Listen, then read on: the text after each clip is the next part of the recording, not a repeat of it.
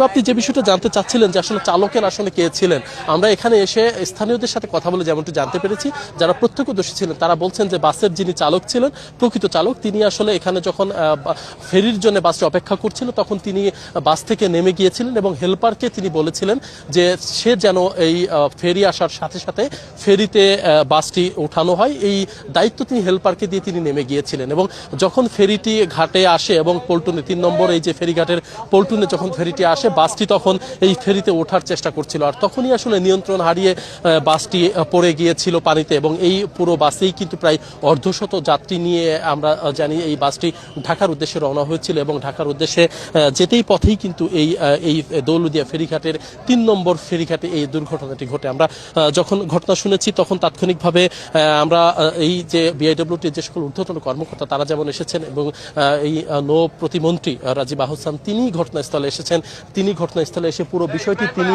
এই যে উদ্ধারের যে অভিযান, সেই উদ্ধারের যে এই যে বাসটি পড়ে গিয়েছিল নদীতে, সেটি 7 ঘন্টার চেষ্টায়, অর্থাৎ ফায়ার সার্ভিস, বিআইডব্লিউটিএ এবং অন্যান্য যে সকল আইন শৃঙ্খলা রক্ষাকারী বাহিনী রয়েছে, বিভিন্ন সরকারি বিভিন্ন সংস্থা রয়েছে, সবাই সার্বিক প্রচেষ্টায় 7 ঘন্টা পর এই বাসটিকে পরিপূর্ণভাবে নদী থেকে এই উদ্ধারকারী জাহাজ হামজার মাধ্যমে টেনে এই যে পল্টনটি রয়েছে, যে পল্টনের উপর থেকেই আসলে বাসটি নিয়ন্ত্রণ হারিয়ে পদ্মা নদীতে পড়ে গিয়েছিল, সেখানে আসলে টেনে তোলা হয়েছে। এবং একে একে আমরা কিছুক্ষণ আগে দেখেছি যখন বিআইডব্লিউটি এর উদ্ধারকারী জাহাজ হামজার মাধ্যমে যখন টেনে ওঠানো হচ্ছিল বাসটিকে, সেই বাসের ভিতরে যে যাত্রীগুলো আটকা পড়েছিল, যারা বাসের ভেতরেই যারা শেষ নিঃশ্বাস ত্যাগ করেছেন, যারা মারা গেছেন, তাদের মরদেহগুলো বিআইডব্লিউটি এর যারা ডুবুরি এবং ফায়ার সার্ভিসের যারা ডুবুরি তারা কিন্তু মিলে সেই মরদেহগুলো উঠিয়ে এনেছে। এখন পর্যন্ত আমরা ফায়ার সার্ভিস এবং বিআইডব্লিউটি এর তথ্য মতে এখন পর্যন্ত জানতে পেরেছি 14 জনের মরদেহ তারা উদ্ধার করেছে, জীবিত উদ্ধার হয়েছে কয়েকজন, এখনো বেশ কয়েকজন নিখোঁজ আছে। আসলে এখন পর্যন্ত আসলে রাকিব সর্বশেষ যে অবস্থা, যে আসলে ঠিক কতজনের মৃত্যু হয়েছে, কতজন নিখোঁজ রয়েছে, সেই চিত্রটি আসলে এখন পর্যন্ত পরিষ্কার করে বলা যাচ্ছে না, কারণ উদ্ধারের যে চেষ্টা, ডুবুরিদের যে চেষ্টা, সেই চেষ্টা অব্যাহত রয়েছে।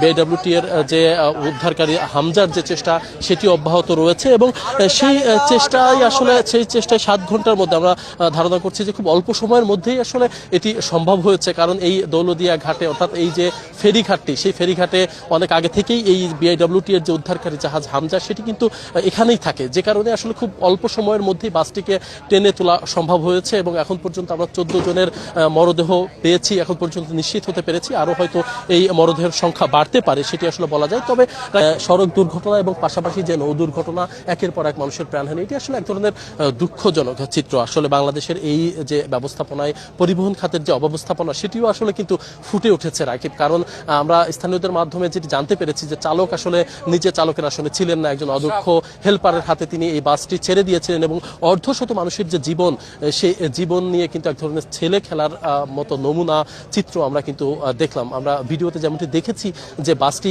একেবারে নিয়ন্ত্রণ হারিয়ে সরাসরি এই যে 3 নম্বর ফেরিঘাটের যে পল্টন থেকে সরাসরি সেটি পানির ভিতরে চলে গিয়েছিল এবং বাসটি উল্টে পানির ভিতরে চলে গিয়েছে।